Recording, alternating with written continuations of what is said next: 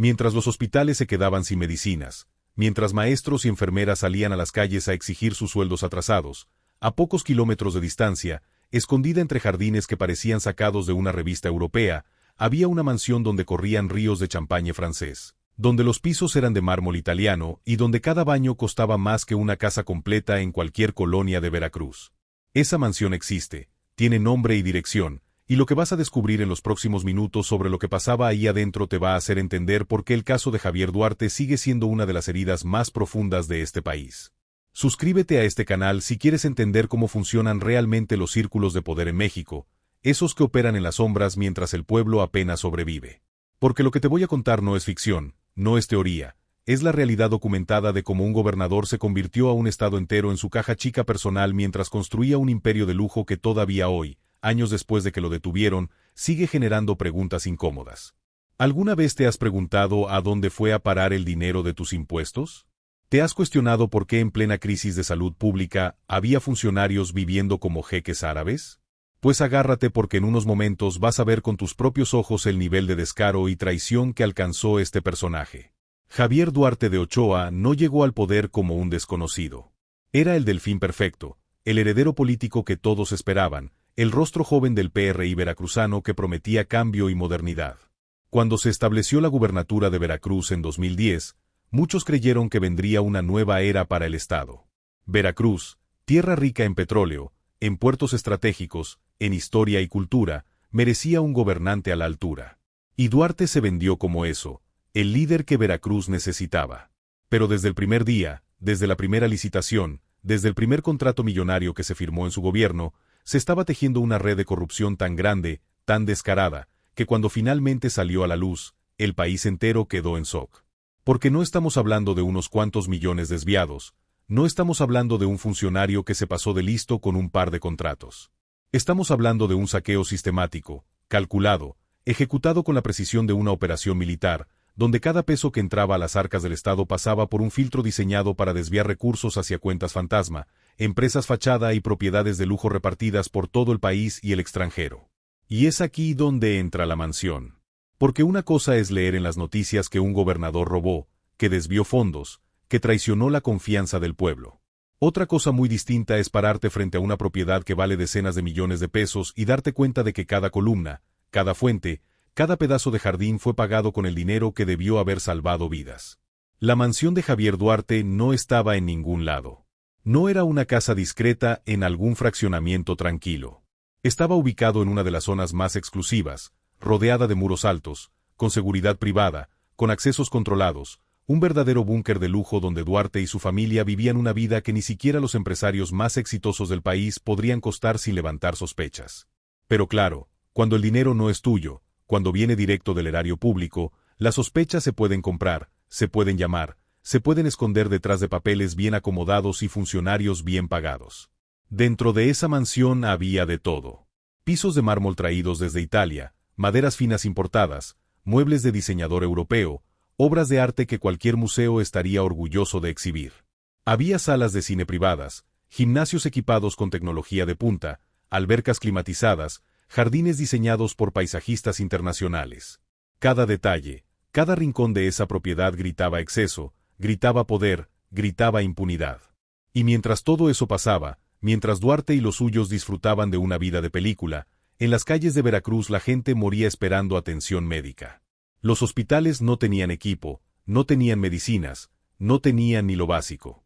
Niños con cáncer sin quimioterapia, mujeres embarazadas sin atención, adultos mayores abandonados a su suerte.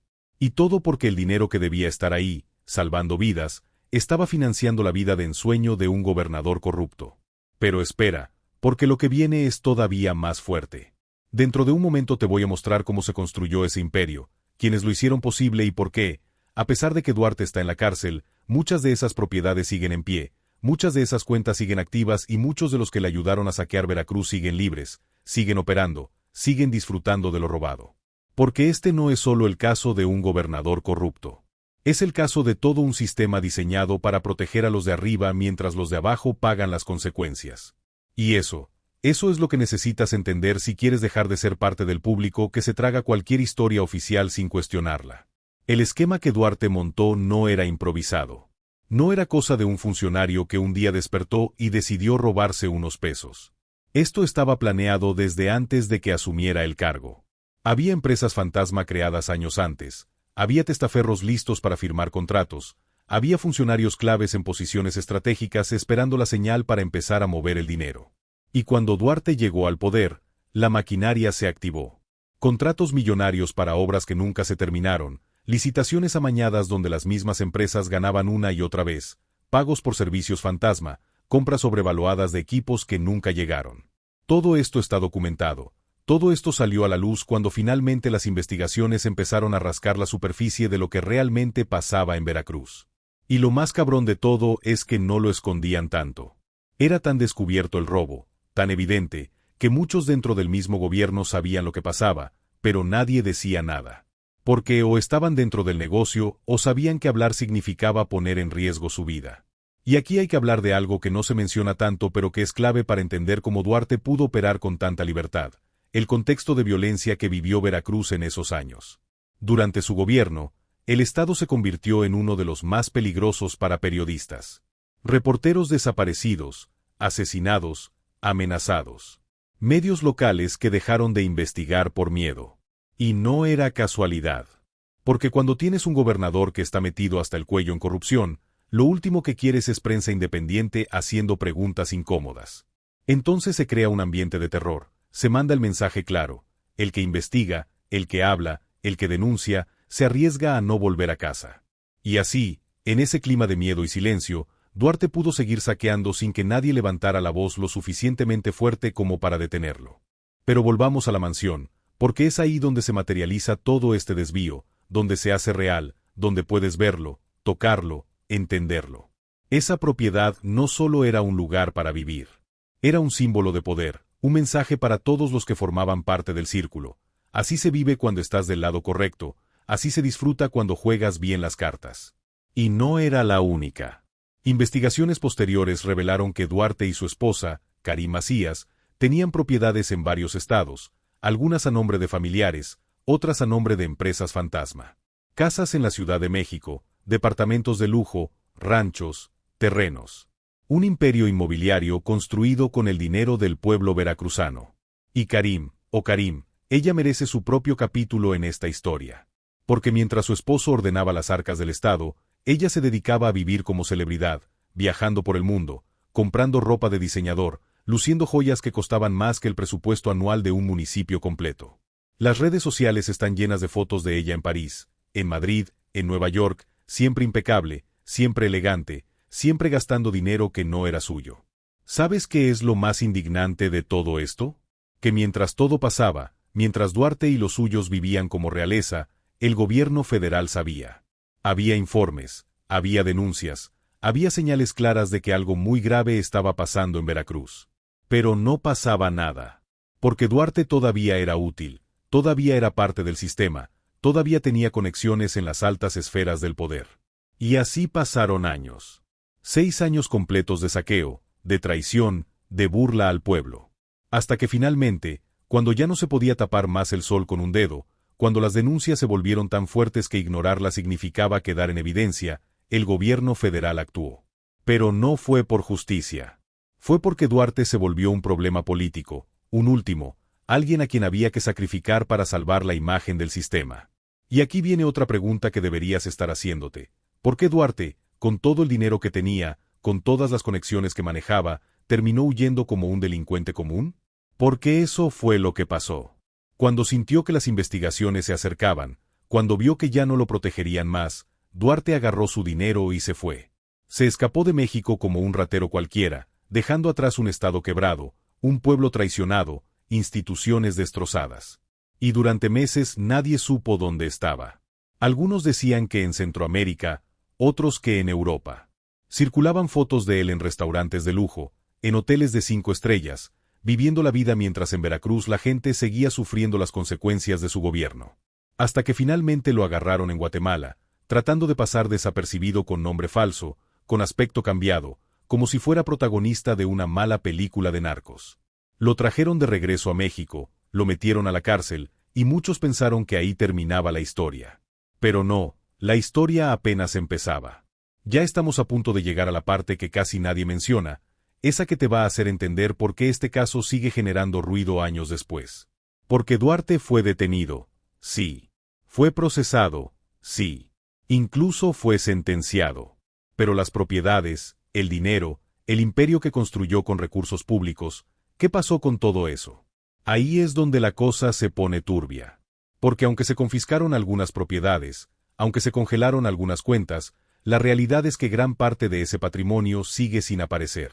Hay casas que nunca se pudieron vincular directamente a Duarte porque están a nombre de terceros, hay cuentas en el extranjero que siguen activas, hay empresas que siguieron operando como si nada. Y la mansión, esa mansión de la que te estoy hablando, pasó por un proceso legal donde se intentó demostrar que fue adquirido con recursos ilícitos, pero los abogados de Duarte, esos que él sí pudo pagar con todo el dinero que robó, se encargaron de complicar tanto el proceso que años después todavía hay partes de su imperio que no se han recuperado. Y luego está el tema de Karim Macías, su esposa. Ella también huyó de México. Se fue a Londres con sus hijos, compraron propiedades allá, viven una vida cómoda mientras en Veracruz hay familias que nunca se recuperaron de lo que les hicieron. Hubo intentos de extradición, hubo procesos legales, pero ella sigue libre, sigue disfrutando del dinero robado. Y eso te dice algo muy claro sobre cómo funciona la justicia en este país. Si tienes recursos, si tienes contactos, si sabes moverte en los círculos correctos, puedes salirte con la tuya. Puedes robar millones, puedes traicionar la confianza de millones de personas, y al final del día seguir viviendo cómodo mientras los que sufrieron las consecuencias de tus actos siguen esperando justicia que nunca llega. Pero hay algo más que necesitas saber. Algo que explica por qué casos como el de Duarte no son excepciones, sino la norma. Y es que el sistema político en México está diseñado para permitir esto. No es un accidente que gobernadores como Duarte puedan operar con tanta libertad. Es porque hay protecciones, hay mecanismos, hay pactos de silencio que protegen a los de arriba. Cuando Duarte llegó al poder, no llegó solo. Llegó con todo un equipo de operadores políticos, de empresarios amigos, de funcionarios que sabían exactamente cómo mover el dinero sin dejar rastro. Y todos ellos siguen ahí. Algunos cambiaron de partido, otros se fueron a la iniciativa privada, pero la mayoría sigue dentro del sistema, esperando la próxima oportunidad para repetir el esquema. Porque esto no se trata de un gobernador corrupto. Se trata de un sistema corrupto que produce gobernadores como Duarte una y otra vez. Y aquí es donde tú entras. Porque mientras sigas creyendo que esto es solo cosa de políticos, mientras sigas pensando que a ti no te afecta, mientras sigas sin exigir cuentas claras, sin cuestionar, sin investigar, van a seguir pasando casos como este. Van a seguir robando tu dinero, van a seguir construyendo mansiones con tus impuestos, van a seguir viviendo vidas de lujo mientras tú trabajas el doble para apenas sobrevivir. Y lo peor de todo es que van a seguir saliendo impunes, porque al final del día, la justicia en México no es para todos. Es para los que tienen dinero, para los que tienen poder, para los que saben cómo moverse en las sombras. Vamos a hablar de números concretos porque es importante que entiendas la magnitud del robo.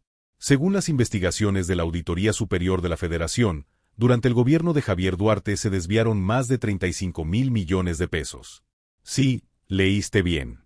Más de 35,000 millones. Para que te des una idea de lo que significa esa cantidad, con ese dinero se pudo haber construido cientos de hospitales, millas de escuelas, se pudo haber equipado todas las clínicas del estado, se pudo haber dado becas a todos los estudiantes veracruzanos. Pero en lugar de eso, ese dinero se fue a cuentas bancarias, se convirtió en propiedades de lujo, se gastó en viajes, en ropa, en joyas, en la vida de ensueño de un puñado de corruptos. Y lo más cabrón es que esa cifra es solo lo que se pudo rastrear. Expertos en el tema aseguran que la cantidad real podría ser mucho mayor, porque hay desvíos que nunca se documentaron, transferencias que se hicieron de formas tan complejas que rastrearlas es casi imposible. El modus operandi era casi artístico en su complejidad. Se creaban empresas fantasma con nombres que sonaban legítimos, consultorías, constructoras, proveedoras de servicios. Estas empresas ganaban contratos millonarios del gobierno estatal para realizar obras o proveer servicios que en muchos casos nunca se ejecutaron o se ejecutaron de manera deficiente. El dinero entraba a las cuentas de estas empresas y luego se fragmentaba en decenas de transferencias más pequeñas hacia otras cuentas, muchas de ellas en el extranjero. Se compraban propiedades a nombre de terceros, se invertía en negocios legítimos para lavar el dinero, se movían los recursos de un país a otro hasta que rastrear el origen se volvía una pesadilla burocrática. Y todo esto pasaba mientras los funcionarios encargados de supervisar estas operaciones simplemente miraban para otro lado, o peor aún, estaban involucrados directamente en el esquema.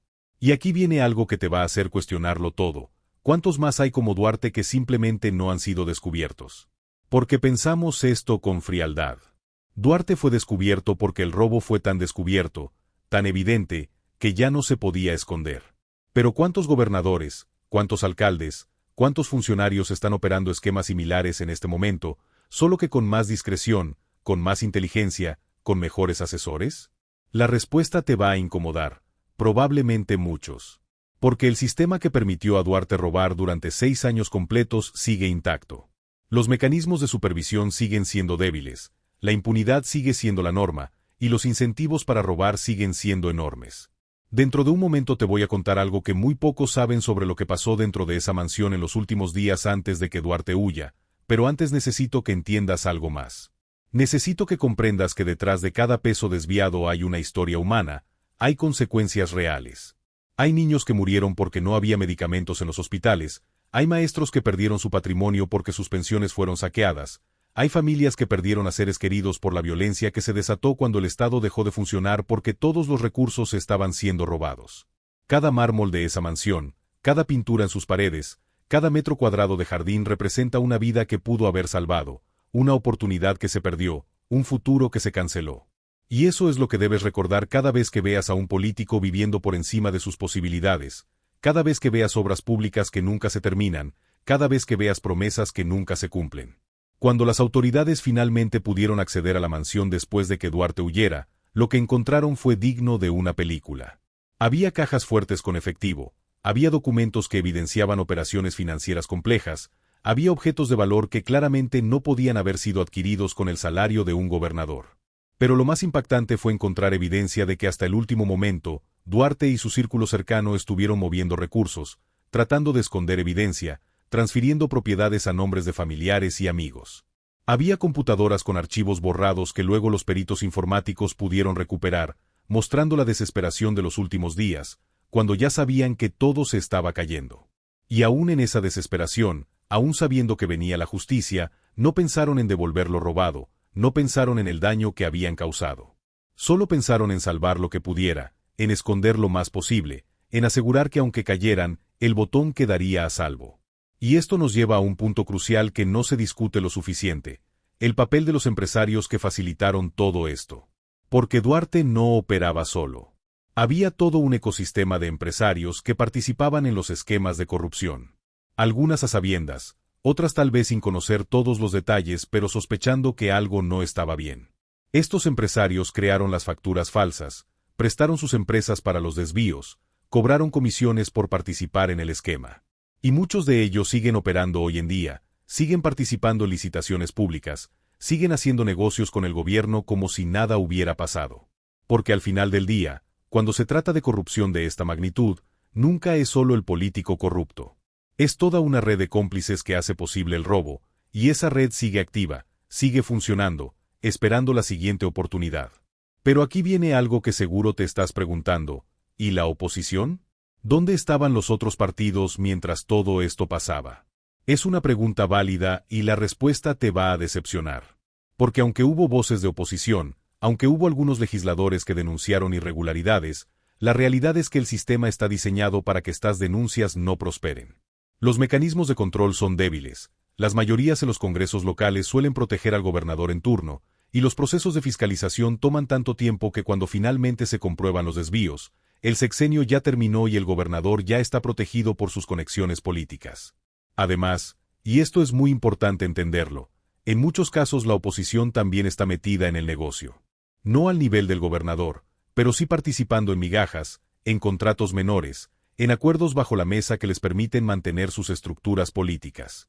Entonces denunciar al gobernador implicaría también exponerse a ellos mismos, y eso casi nunca está en sus aviones. Y aquí es donde la historia da un giro que te va a hacer entender por qué México sigue atrapado en este ciclo de corrupción e impunidad. Cuando Duarte finalmente fue sentenciado, cuando el juez determinó que era culpable de los delitos que se le imputaban, muchos celebraron. Finalmente, pensaron, se hacía justicia. Un gobernador corrupto pagaba por sus crímenes. Pero la sentencia fue de 9 años.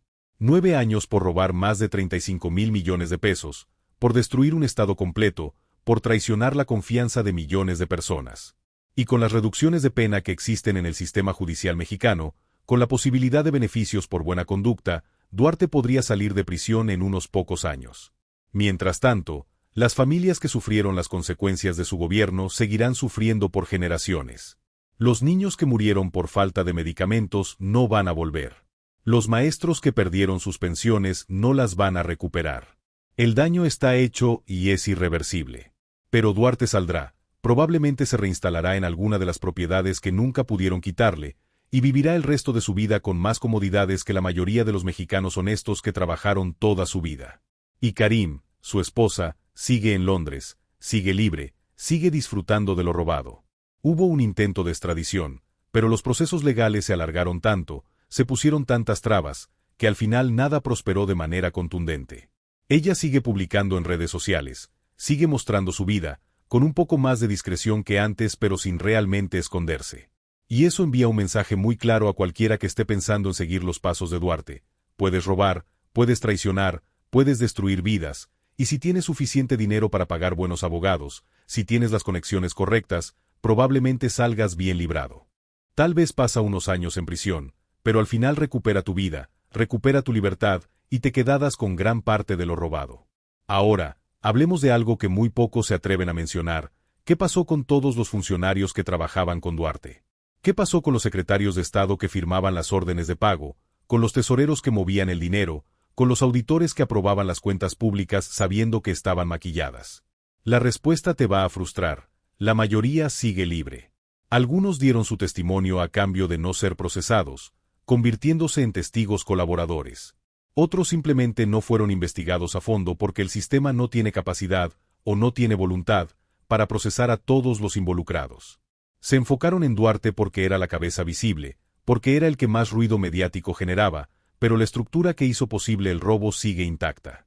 Muchos de esos funcionarios hoy trabajan en otros gobiernos, en otras administraciones, llevando consigo el conocimiento de cómo operar los esquemas de corrupción sin ser detectados.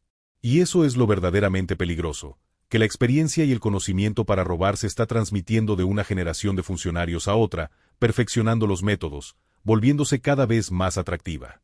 En los próximos minutos vas a entender por qué la mansión de Duarte no es solo un símbolo de su corrupción personal, sino un recordatorio permanente de que el sistema está roto. Porque esa mansión sigue ahí. Aunque fue confiscada, aunque se supone que ahora es propiedad del Estado, sigue ahí como un monumento a la impunidad. Y cada día que pasa sin que se haga justicia completa, sin que se recupere todo lo robado, sin que todos los responsables paguen, esa mansión se vuelve un recordatorio más doloroso de que en México las cosas no cambian realmente. Cambian los nombres, cambian los partidos, cambian los discursos, pero la corrupción sigue, la impunidad sigue, el saqueo sigue. ¿Sabes qué es lo más triste de todo? Que mientras estás viendo esto, mientras estás aprendiendo sobre el caso de Duarte, probablemente en algún lugar de México hay otro gobernador, otro alcalde, otro funcionario, montando un esquema similar. Tal vez no tan descarado, tal vez más refinado, pero esencialmente lo mismo, usar el poder público para enriquecimiento personal. Y lo más probable es que ese funcionario esté pensando que él sí va a salirse con la suya, que él sí aprendió de los errores de Duarte, que él sí va a ser más cuidadoso. Y tal vez tenga razón. Tal vez nunca lo descubran. Tal vez termine su periodo, se vaya con su dinero, y viva feliz para siempre mientras el pueblo que juró servir sigue en la pobreza. Pero aquí viene la parte donde tú puedes hacer la diferencia. Porque casos como el de Duarte solo salen a la luz cuando hay presión ciudadana, cuando hay medios independientes investigando, cuando hay gente que se niega a aceptar la versión oficial y empieza a hacer preguntas incómodas. Si todos nos quedamos callados, si todos aceptamos que así son las cosas y no hay nada que hacer, entonces garantizamos que esto va a seguir pasando. Pero si empezamos a exigir transparencia, si empezamos a cuestionar cada obra pública que no se termina, si empezamos a investigar el patrimonio de nuestros funcionarios, si dejamos de votar por políticos solo porque son carismáticos o porque nos regalan una despensa, entonces empezamos a cambiar las cosas. No va a ser de un día para otro, no va a ser fácil, pero es la única manera. La mansión de Duarte debería convertirse en un museo de la corrupción. Debería estar abierto al público para que todos puedan ver con sus propios ojos cómo se ve el robo a gran escala. Cada habitación debería tener una placa explicando cuántos hospitales se pudieron haber construido con lo que costó. Cada obra de arte debería estar acompañada de una lista de nombres de personas que murieron por falta de atención médica mientras ese cuadro se compraba con dinero público. Cada metro de jardín debería recordarnos a un maestro que no recibió su pensión. Eso sí sería justicia educativa. Eso sí sería una manera de asegurar que la gente nunca olvide lo que pasó. Pero no va a pasar. Porque a los que están en el poder no les conviene que el pueblo recuerde. Les conviene que olvidemos, que sigamos con nuestras vidas, que nos concentraremos en sobrevivir el día a día mientras ellos siguen operando en las sombras. Y esto nos lleva al punto final, al que quiero que te lleves después de ver todo esto. El caso de Javier Duarte no es una excepción. No es un político que se salió del camino. Es el resultado lógico de un sistema que premia la corrupción y castiga la honestidad. Es el resultado de décadas de impunidad, de instituciones débiles, de ciudadanos resignados. Y va a seguir pasando mientras no cambiemos esencialmente la manera en que funciona el poder en México. Porque el problema no es solo que Duarte robó. El problema es que pudo robar durante 6 años completos sin que nadie lo detuviera. El problema es que cuando finalmente lo detuvieron, no fue por justicia sino por conveniencia política. El problema es que la mayoría de lo robado nunca se va a recuperar. El problema es que su esposa sigue libre. El problema es que sus cómplices siguen operando. El problema es que en algún lugar de México, alguien está viendo este caso y pensando no nunca voy a hacer eso sino yo lo voy a hacer mejor. Si llegaste hasta aquí es porque realmente te importa entender cómo funciona el poder en este país, porque no te conformas con la versión simple de las cosas, porque quieres saber la verdad aunque duela. Y eso es exactamente lo que necesitamos más en México, gente que se informe, que cuestione, que exija. Así que suscríbete a este canal si quieres seguir viendo contenido que te muestre la realidad sin filtros, que te ayude a entender los mecanismos del poder, que te dé las herramientas para dejar de ser un espectador pasivo y convertirte en un ciudadano activo. Dale me gusta a este video si crees que más gente necesita saber esta historia, si crees que casos como el de Duarte no pueden quedar en el olvido. Y déjame en los comentarios qué parte de esta historia te impactó más, qué fue lo que más te indignó, porque necesito saber que esto te está llegando, que no estamos gritando en el vacío. Comparte este video, que llegue a más gente, porque entre más seamos los que conocemos la verdad, más difícil será que sigan engañándonos. Activa la campanita para que no te pierdas los próximos videos donde vamos a seguir destapando casos como este, donde vamos a seguir mostrando cómo opera realmente el poder en México, porque esto no termina con Duarte. Hay más historias, hay más mansiones secretas, hay más millones desaparecidos, hay más funcionarios viviendo vidas de lujo con dinero público. Y cada semana vamos a traerte un nuevo caso, una nueva investigación, un nuevo análisis de cómo funciona realmente este país. Porque la única manera de cambiar las cosas es primero entenderlas, y ese es el compromiso de este canal, darte la información que necesitas para entender, para cuestionar, para exigir. La mansión de Javier Duarte sigue en pie. Sus muros siguen siendo testigos silenciosos de uno de los robos más grandes en la historia moderna de México. Y cada día que pasa sin justicia completa, esos muros nos recuerdan que en este país todavía falta mucho por hacer, que la lucha contra la corrupción no es solo responsabilidad de las autoridades, sino de todos nosotros.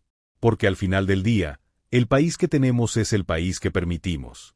Y si seguimos permitiendo que políticos como Duarte nos roben, nos traicionen y se salgan con la suya, entonces estamos siendo cómplices de nuestra propia destrucción. Pero si empezamos a decir basta, si empezamos a exigir cuentas claras, si dejamos de ser indiferentes ante la corrupción, entonces tal vez, solo tal vez, algún día podamos tener el país que merecemos. Un país donde los gobernantes realmente sirven al pueblo, donde el dinero público se usa para lo que debe usarse, donde la justicia sea pareja para todos. Ese día todavía está lejos, pero cada video como este, cada persona que se informa, cada comentario exigiendo justicia, nos acerca un poco más. No olvides suscribirte, no olvides compartir, no olvides que el cambio empieza con cada uno de nosotros decidiendo que ya no vamos a aceptar esto como normal. La mansión de Duarte es un recordatorio de lo que fuimos capaces de permitir, pero también puede ser el recordatorio de que sugerimos que nunca más.